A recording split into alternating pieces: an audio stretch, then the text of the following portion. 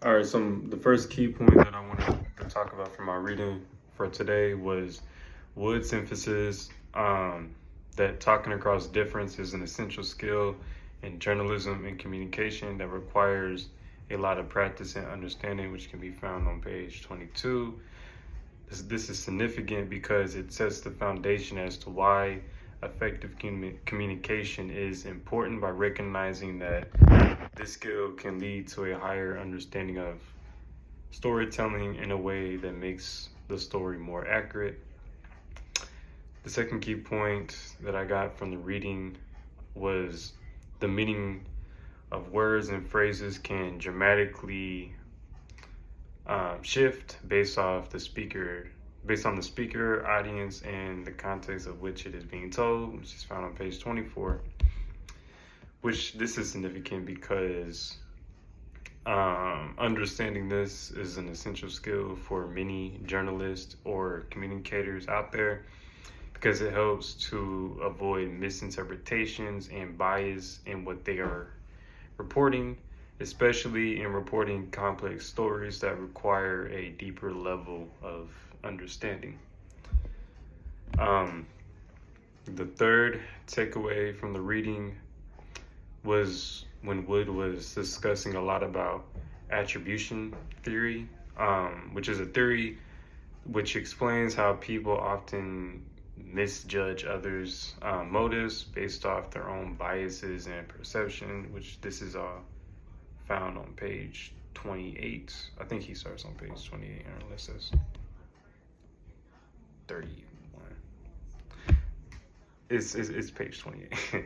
But this is significant because it encourages individuals in journalism to acknowledge their assumptions and bias beforehand, to dismiss it before they actually go and report the story, because this highlights like the need for fairness and depth in journalism, in reporting stories. So moving on to the video was provided, I think my biggest takeaway from the video was that the guy kind of talked about a lot of individual perception of certain like magazine covers. So like,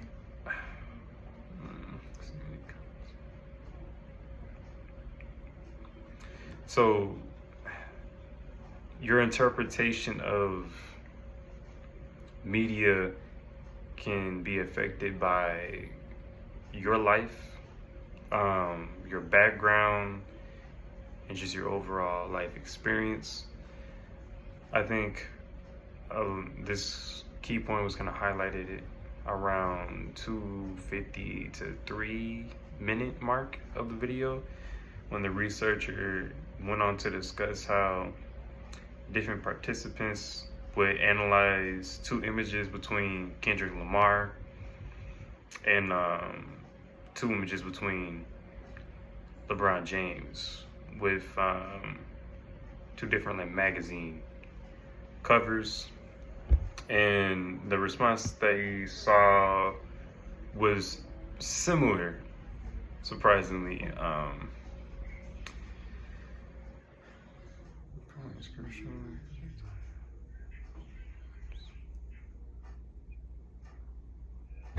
All right, but essentially they found that for the people who didn't know Kendrick Lamar, they thought his first image made them feel as if he was like gang related with the jacket, the hand in his pocket. But then his other magazine cover, they thought he was more like friendly, almost as if he had like this Pharrell Williams type of energy about him. And the reason why they said this was body language from Kendrick Lamar, especially, and I also took away there could have been some like kind of racial bias from stigmatism of Black people within their communities, especially with the gang related comments, made me think that they was only referring to him with that just because he's black and he's wearing a jacket that's, a little different. And then they said something similar with LeBron, even though they knew who LeBron was as a celebrity and what he does in the NBA. They, one hand, they see a black man smiling with a basketball, and the other one, they see a black man making a more of a aggressive looking face. And they had similar kind of biases and beliefs on the energy that person have, even though they know who the person is. So yeah, back to the key point is essentially individuals perceive and interpret social media content based off their unique life circumstances, backgrounds, what their beliefs are. Guiding questions. How do you think your personal experience shaped? Okay, so question 3.